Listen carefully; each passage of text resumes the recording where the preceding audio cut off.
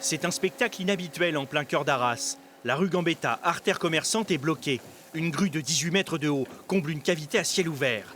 Les chiffres sont impressionnants. En une journée, 300 tonnes de matériaux sont déposés pour boucher ce trou béant.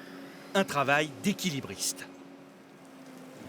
Notre but, c'était de venir faire un bouchon en grave hydraulique, qui est un mélange en fait, de matériaux et de ciment fortement dosé pour faire une prise de ce matériau, en fait, faire un blocage sans faire de vibration, sans faire de compactage. Et on n'a pas pu mettre du béton comme d'habitude, on peut mettre des coulis ou du béton parce qu'on ne pouvait pas faire une poussée sur les fondations. Il y avait un risque d'effondrement en fait, des deux maisons qui sont là derrière nous. Le 27 novembre dernier, une rupture de canalisation d'eau potable révèle une triste découverte. Une cavité non répertoriée apparaît. 10 mètres de long, 12 mètres de large, 8 mètres de profondeur. Les travaux ont démarré en début de semaine. Depuis la Première Guerre mondiale, le sous-sol de la villa désert de Gruyère, mais l'agglomération est vigilante.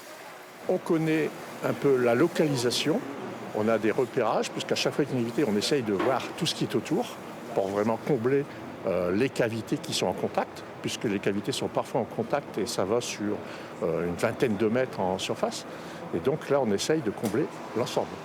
Juste avant Noël, ces travaux sont une très mauvaise nouvelle pour les commerçants, mais ils reconnaissent que le problème a été traité rapidement.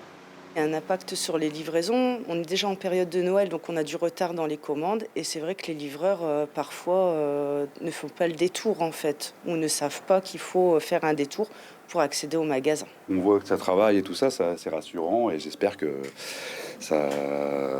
ils vont résoudre le problème définitivement, quoi. Un fonds d'indemnisation est prévu pour dédommager les commerçants impactés. La circulation devrait pouvoir reprendre dans la rue ce vendredi.